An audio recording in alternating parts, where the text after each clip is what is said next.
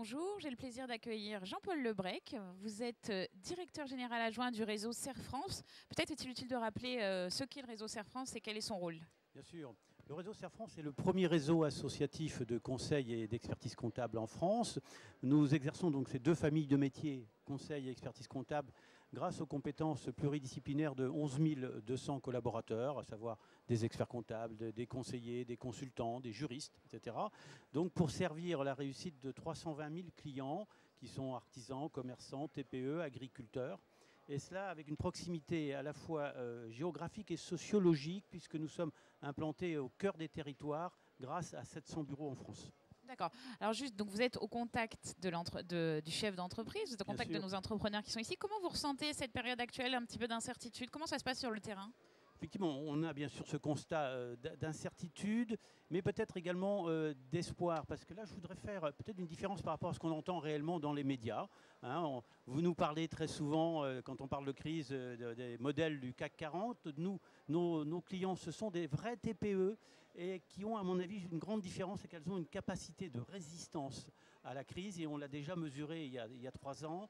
Un chef d'entreprise TPE va être capable de sacrifier une partie de sa rémunération, va effectivement tout faire avant de décider d'un plan de licenciement, alors qu'on constate parfois l'inverse dans les grandes entreprises où par précaution et par prévention, on prend d'abord cette décision. Donc finalement, la situation est moins catastrophique qu'on ne l'imagine au sein des TPE. En tout cas, je confirme qu'elles ont une capacité de résistance plus importante et qu'il y a généralement un phénomène de décalage, c'est-à-dire qu'elles sont touchées un peu plus tard par ricochet en crise.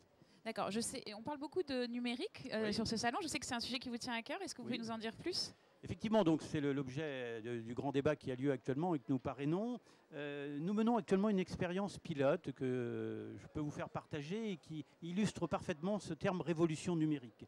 Nous venons de mettre en place, il y a quelques mois, un réseau social d'entreprise ouvert à 500 collaborateurs. Et c'est pour nous effectivement une double révolution. Une révolution dans l'exercice de notre métier, puisque d'une tradition de one-to-one où on a un chef d'entreprise et son expert comptable ou son conseiller, on a cette fois la création par ce réseau social d'entreprise, la création d'une intelligence collective au service du client, qui va pouvoir ainsi bénéficier de la compétence à la fois de son expert comptable, de son juriste, de son conseiller, etc. Donc une plus-value très notoire. Et quand je vous parle de double révolution, l'autre révolution est plus interne, nous concernant par rapport à notre mode de management.